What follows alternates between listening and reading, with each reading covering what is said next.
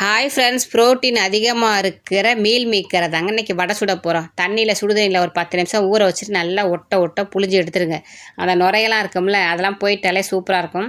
அந்த ஒரு கைப்பிடி கடலைப்பருப்பை ஒரு அரை மணி நேரம் தண்ணியில் ஊற வச்சுருங்க. அந்த கடலைப்பருப்பு, காஞ்ச மிளகாய், கொஞ்சமாக தேவையான உப்பு, 2 சோம்பு பல்லை போட்டு அவங்கள அரைச்சி எடுத்துகிட்டு வந்துடுங்க. அதுக்கப்புறம் மீல் மேக்கரை போட்டு டர்னு 2 திருவி எல்லாமே கொரகொரப்பாகவே இருக்கிற மாதிரி பார்த்து அரைச்சி வச்சுருங்க. எப்போதும் வடைக்கு அரைக்கிற மாதிரி தான் அதில் மீல் மேக்கரை போட்டு அரைக்கிறோம். அவ்வளோதாங்க. சுடுதண்ணியில் போட்டு எப்போதும் போடுற வெங்காயம், பச்சை மிளகா, கருவேப்பிலை, கொத்தமல்லி எல்லாம் போட்டு நல்லா சின்ன சைஸ் இல்லாமல் பெரிய சைஸ் இல்லாமல் ஒரு சைஸாக போட்டு அப்படியே எண்ணெயில் போட்டு பொன்னிறமாக பொரிச்சு எடுத்தா உண்மையிலே அவ்வளோ சூப்பராக அவ்வளோ டேஸ்ட்டாக இருந்துச்சுங்க. நானே அசந்து போயிட்டேன்னா பார்த்துங்க. ஃபஸ்ட் டைம் ட்ரை பண்ணி பார்த்துட்டு இந்த மீல் மேக்கர் வடை வேறெல்லாம் இருந்துச்சுங்க. உண்மையிலே சொல்கிறேன், அவ்வளோ சூப்பராக இருந்துச்சு. ஈவினிங் டயத்தில் ஸ்நாக்ஸாக பிள்ளைங்களுக்கு இதை சூப்பராக செஞ்சு கொடுங்க. வெறும் கடலப்பருப்பு போட்டு சுடாமல் அதில் மீல் மேக்கரை போட்டு கொடுத்தீங்கன்னா மீல் மேக்கர் சாப்பிடாதவங்களும் சாப்பிடுவாங்க. வடை சூப்பராக இருக்கும். கண்டிப்பாக ட்ரை பண்ணி பார்த்துட்டு சொல்லுங்கள். Okay bye.